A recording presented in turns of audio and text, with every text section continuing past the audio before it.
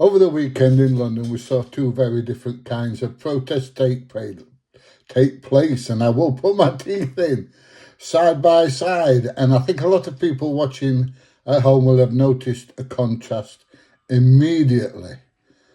One march, the Unite the UK protest, linked to supporters from Tommy Robinson, was presented by organisers as a patriotic demonstration about free speech, immigration and the concern over the direction of the country. The other march was an opposing protest made up by anti-Tommy Robinson activists and counter-demonstrators.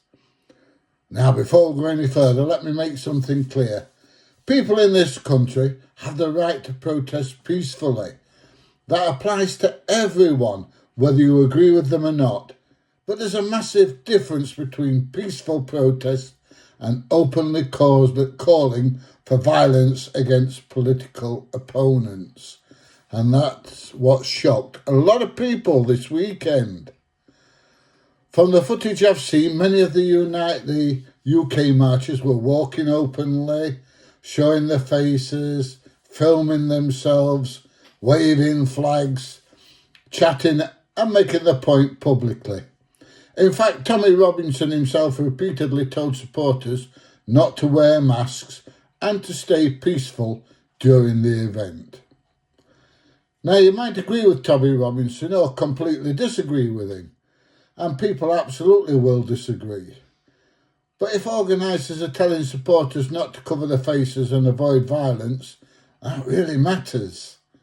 Meanwhile, some of the scenes from the opposing protest raised serious questions, aggressive slogans and some footage which appeared to show people shouting that Tommy Robinson should be shot in the neck.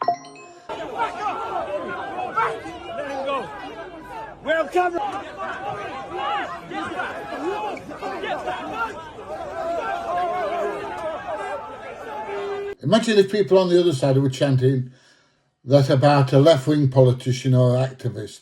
It would be headline news across every major broadcaster in the country for days. And this is where the ordinary people start asking whether there's one rule for one side and another rule for another. Two-tier Kia. Because calling for political violence should never be acceptable in a democratic country. It doesn't matter who the target is. If someone is openly chanting for another person to be shot, that crosses a line completely. What also stood out to many people online was the contrast in behaviour. Here we see an anti-Tommy Robinson protester being arrested. Stay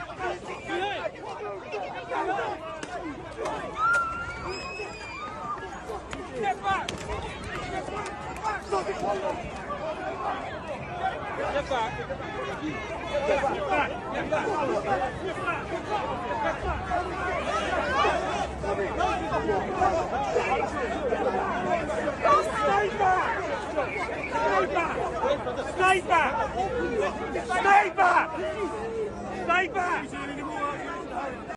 Just look how many of them are wearing masks and trying to assault the police. What stood out to many people online was the contrast in behaviour. One sign largely walking in daylight, faces uncovered, openly recording content for social media.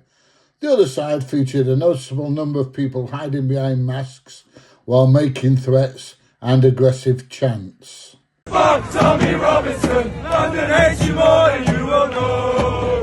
Whoa. Fuck Tommy Robinson, London hates you more than you will know.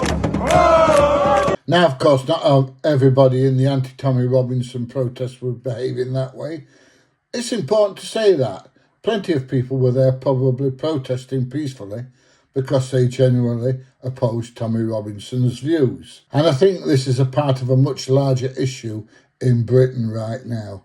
People are becoming more divided politically than ever before. Instead of debate, too many people now jump straight to hatred. Instead of arguing of ideas, people want opponents silenced, banned, deplatformed, or worse. And it's not healthy for the country. You don't have to support Tommy Robinson to defend the principle that nobody should face threats of violence for expressing political opinions. And equally, if people want to protest against him peacefully, that is also their right. The real question is this: why are some forms of extremism condemned instantly while other forms seem to get excused depending on who the target is?